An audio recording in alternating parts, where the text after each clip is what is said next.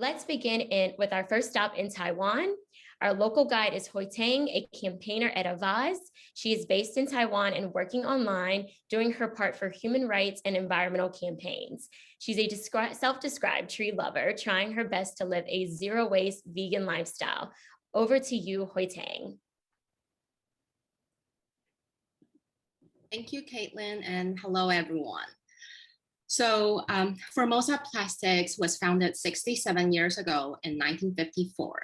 The founder, later known as Chairman Wang, was born to a poor farming family, and his first business was a small rice shop. Decades later, he became the richest person in Taiwan and owned the largest corporation in the country, Formosa Plastics. Now, operating multinationally, Formosa Plastics is one of the biggest petrochemical companies in the world. They have more than 100 subsidiaries spanning from the upstream to downstream sectors in the petrochemical industry, and have branched into other industries like steelmaking, marine transportation, etc. They even own universities and hospitals, which is kind of ironic given how much local communities have been suffering from the pollution their factories have caused. So I'll start with a little bit of context to show how Formosa Plastics became such a giant and its long history with the US. In the 50s, the post-war era, Taiwan began to make PVC with foreign aid from the US, and that's when and how Formosa Plastics started. In the 60s, Taiwan followed the recommendations made by American experts and expanded to start investing heavily in the petrochemical industry. A government-owned petrochemical company built 5 crackers in Taiwan, using loans and technological support from the US and having the US as the biggest market for their products. In the 80s, the government decided to allow privately owned companies like Formosa Plastics to operate in the upstream sector of the petrochemical industry, which previously had been highly controlled by the government. They also gave the green light to those private companies to invest and operate overseas. And that's when Formosa Plastics acquired its first US plant in Louisiana. In 1986, they proposed to build Taiwan's 6th naphtha cracker, but the community of the original proposed location strongly opposed it out of environmental concerns. Mayor Chan of this county and Formosa Plastics Chairman Wang had a public debate on TV. And that's when the Taiwan's martial law was first lifted. In the debate, Wang claimed that they can 100% control and prevent pollution. So the factory would be, I quote, cleaner than your kitchen. This became his most famous quote that probably everyone in Taiwan knows. He also showed pictures of their crackers in Japan and Texas to show how clean those plants are. After being rejected by 3 towns, the 6th naphtha cracker was eventually built and started operating in 1998. To help this project come true, the government passed laws, granted subsidies, and even built a water dam for Formosa Plastics. Today, this naphtha cracker is the largest of its kind in the world, and it once accounted for almost 10% of Taiwan's GDP.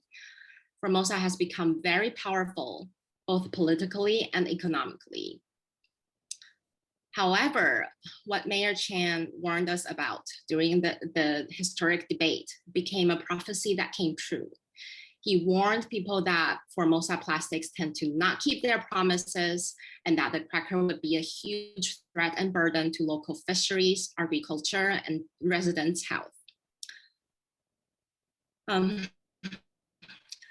So sadly, local villagers can complain that when the wind blows from Formosa's cracker, the air smells weird. And from time to time, there would be explosions that terrified them. They also noticed their oyster and crab harvests are shrinking, while more and more of their neighbors and family members are dying, many of them from cancer. In 2008, 10 years after the cracker started operating, a prominent public health professor started conducting research in its neighboring villages. And then he found a significant correlation between the cracker and cancer rates. Formosa Plastics later sued another professor who tried to scientifically prove the causal relationship between the cracker's pollution and people getting sick.